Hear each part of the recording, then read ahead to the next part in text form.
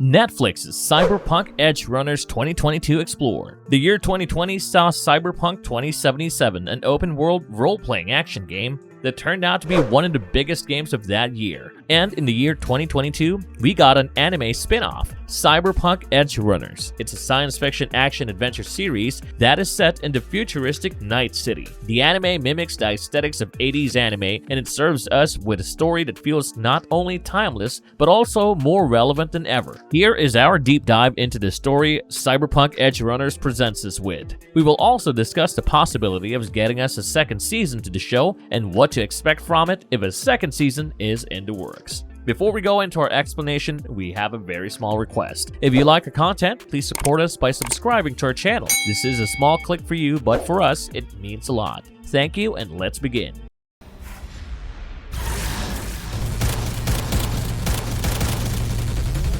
Cyberpunk Edgerunners. This is a show that is extremely dense and loaded, to the point that on the first viewing, you might miss some of the plot points because that whizzed past so quickly that is nearly impossible to decipher. Keeping that in mind, we'll dive into our explanation of everything that happens leading up to the explosive ending that this show gives us. Cyberpunk Edgerunners, a Netflix original anime created by Junkie, follows a seemingly ordinary high school student, David Martinez, who lives with his mother, Gloria, in the dystopian megapolis of Night City. Her life is taken by a tragic accident, and David inherits the debt she owed to a gang of cyberpunks, a debt David promises to pay back by working for them. This debt involves Sandevistan, a cyberware implant that is capable of increasing the wearer's speed, an implant that David decided to get installed in his body. The gang is led by a man called Maine, and working for him are a number of personalities, the exceptional ones being Kiwi, Dorio, Rebecca,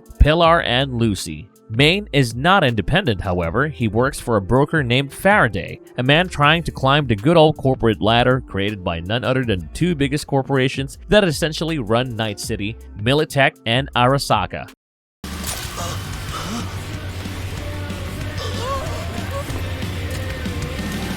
The cause of David's cyberpsychosis. A thing that this anime sets up from the very first frame is the concept of cyberpsychosis. From an illegal stream, David watches an ex-soldier suffering from cyberpsychosis caused by an over-installation of chrome parts in his body. David derives a kind of fun from it and feels no empathy for this person, kind of like the teenagers who watch violent videos just to feel edgy. In addition to that, David also doesn't understand how much of a toll Gloria's job is taking on her. She's the person that is responsible for cleaning up the mess that has been created by that cyber psycho. There was only one time that David felt something, and that was when he got suspended or expelled for messing with his school software. After that event, his mother expressed how much she hoped he would grow up into a man who was not only successful, but also notable. It's unfortunately too little too late because Gloria gets severely injured when they unintentionally dive into what seems to be a gang shootout. And that's not where the tragedy ends, however, since neither of them were insured. They don't get rescued by the trauma team, and that leads to Gloria's death. Not only does David lose his mother, but he doesn't even get to say his goodbyes to her and instead receives her ashes in a container. The death of a family member, especially a parent, is something that takes a toll on everyone, and so this ends up being one of the first things that hangs heavily on David's psyche. Even though he just lost his mother, he doesn't get enough time to mourn her death, as he almost immediately gets swept into Maine's gang. During his time with them, two things happen. He falls in love with one of the gang members, Lucy, whom he kept seeing before he even met, almost like a star-crossed lovers thing. He also forms a father-son or brotherly bond with Maine. Don't make the mistake of thinking that his relationship with Lucy contributed to his cyberpsychosis. It had quite the opposite impact, actually. Rebecca, another one of Maine's gang members, practically spells out that David's relationship with Lucy was pretty much the only thing keeping him sane. To David, Maine was such a crucial part of his growth that he can't shake off the fact that Maine's cyberpsychosis was inevitable. But even though he knows what had happened to Maine was inevitable, he can't stop himself from thinking that he could have done something to stop Maine from going over the edge. Carrying a sense of guilt he shouldn't have to, he strives to achieve more than Maine could by practically becoming him, to the point of wearing his mech hand. This isn't something that he had to do. He could have chosen a different path, but he chooses to do this as a way of potentially fulfilling Maine's dreams for him. Even with everything that happened in David's life, the biggest reason he suffered cyberpsychosis was his overuse of cyberware. David believed that he wouldn't meet the same fate as Maine or any other Cyberware users because he believed that he was built differently, almost like he's a shonen anime protagonist who's the chosen one character, but unfortunately for him, that was far from the truth. It's your funeral. Got any fresh muscle reinforcers? Kiroshi's new model, maybe? Throughout the season, he gets warned repeatedly by multiple people, namely his lover, Lucy, his fellow gang member, Rebecca, and even Ripper Doc. Not only do his allies try to warn him that he's not built differently, but even his enemies try to tell him that's not how it works. Can't watch you do this to yourself. Scale back your cyberware. I can't do. But in the end, he doesn't listen to anyone. He was adamant that things would end differently for him if he just put his mind to it. He believed that working harder, earning more money, and reaching the top would somehow make him immune to cyber psychosis. David, fortunately, never goes completely off the edge even when he goes through cyber psychosis. He stays tethered to his core feelings thanks to the relationship that he had with Lucy. Indeed. Well, it's a pleasure. The name's Faraday. What is it that Faraday wants from David? This is the point where things start to get a little complicated. The group took on a job assigned to them by Faraday in episode 6 of the season titled Girl on Fire. This job involves them obtaining intelligence from a man named Tanaka, who just happened to be the father of the boy who used to bully David in high school. Tanaka's mind's security system, which was known as ICE, was broken into by one of the gang members, Kiwi. Getting through his break-in called for Kiwi to be completely submerged in a tub of ice water while being completely naked, and also being connected to the host's mind. It's during this operation that Maine's cyberpsychosis begins to act up, and he unintentionally attacks Kiwi while she's under, which renders her incapable of continuing with the operation. There was a break in the connection when Kiwi was attacked by Maine, and that somehow alerted the security forces to assemble at the headquarters of the gang. With Kiwi rendered unable to continue, Lucy decides to take her spot and dives into Tanaka's mind with David's supervision. That's not only one of the gang's problems, however. There are hordes of security personnel they have to deal with, and Dorio and Maine take up that task.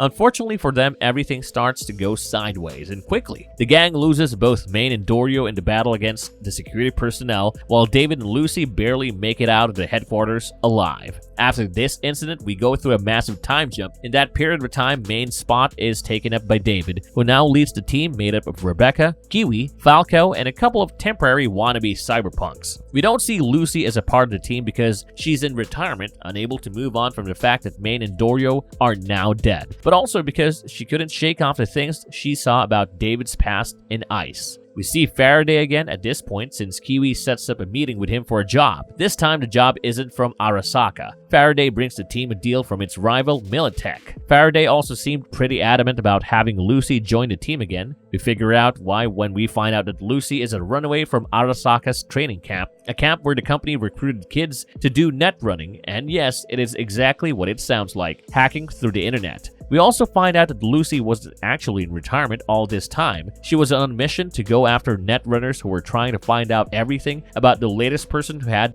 the Sandevistan, who happened to be her lover, David. 2 meetings later, we find out what Militech actually wants Faraday to accomplish. They want him to extract a groundbreaking mech suit called Cyberskeleton from Arasaka. While Militech wants to get their hands on the mech suit, Arasaka wants Faraday to get rid of anyone who is aware of Cyberskeleton's existence. They also want him to bring them Lucy, who has been going around killing netrunners from Arasaka every time they get close to uncovering David's identity. To do this job, Faraday recruits Kiwi to set up a trap for Lucy. A trap Lucy walks into since she never expected Kiwi to double-cross David. David and Lucy had departed on a sour note, which led to David not checking up on Lucy for a while, so he just carried on with his mission from Militech and headed out to get the Cyberskeleton. Things started to go south pretty quickly, but the team were lucky enough to get to the Cyberware. Even though the team got their hands on the Cyberware, they had another thing coming for them. Faraday captured Lucy thanks to the trap set up by Kiwi and used her to make David get into the Cyberskeleton, and he complies for Lucy's safety.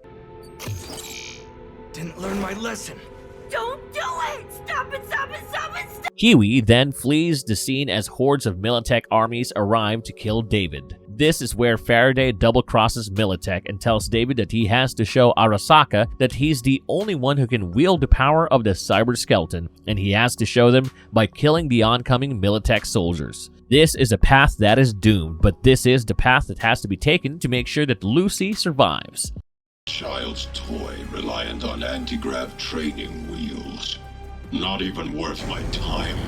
How does the fight between David and Atom Smasher end? And where does Lucy go? After David gets into the cyber skeleton, his cyber psychosis begins to spike, but he pushes through it and is successful, and is not only beating the Militech armies, but is also able to make his way to save Lucy, who was in Arasaka. In accordance with his agreement with Arasaka, Faraday kills off Kiwi because she knew about the existence of the cyber skeleton and then starts to move towards the headquarters of Arasaka. The employees at Arasaka at that point believed that David needed to be stopped since, according to them, he had crossed the line. And so Arasaka decides to bring out Atom Smasher, the one and only mythic all-cyberware super soldier, since they believe that he's the only one who can go against David. Faraday does what he promised Arasaka and delivers her to them. Just when all seems lost, David makes his grand entry, almost over the edge due to his cyber psychosis. David fights through his cyber psychosis to save Lucy and take her to their vehicle, all while keeping a persistent Atom Smasher at bay. While this is happening, Rebecca ends up getting killed by Atom Smasher. Falco then realizes that they can't spend another moment there or all of them would end up dead. And so he leaves with Lucy despite her protests because that's what David wanted him to do. After David makes sure that Lucy is safe and out of there,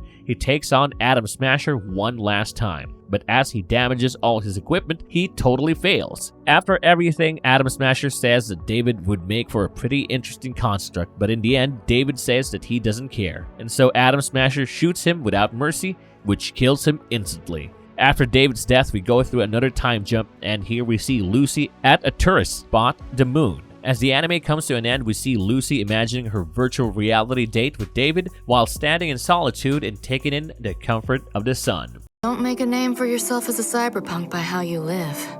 Make a name by how you die. Will there be a Season 2 for Cyberpunk Edgerunners? As of now, there are currently no known plans for a Season 2 for Cyberpunk Edgerunners. Netflix, CD Projekt Red, and Studio Trigger have not made any announcements about having plans to produce more episodes of this anime. It is highly likely that Edgerunners is a one-and-done series. The reason being that the show has, from the beginning, been advertised as a standalone story. That being said, the phrasing could also mean that the story is separate from the Cyberpunk 2077 video game. So don't lose hope, since the Season 2 might be in the picture somewhere in the future. With the massive popularity of Cyberpunk 2077 and the positive reviews Edgerunners has received so far, it's only a matter of time before fans start asking for another installment of the show. For now, we just have to play the waiting game. A beautiful, explosive homage to Cyberpunk 2077, Cyberpunk Edgerunners is centered around an endearing love story. As broken as they are, Lucy and David do everything in their power to protect each other, and David even embraces death after knowing that his only love is safe. In the series, the rich-poor divide and the greed that turns humans into self-serving beasts are discussed, as well as the socio-political themes within the game. There is a seedy, ugly underbelly beneath the glamour of Night City,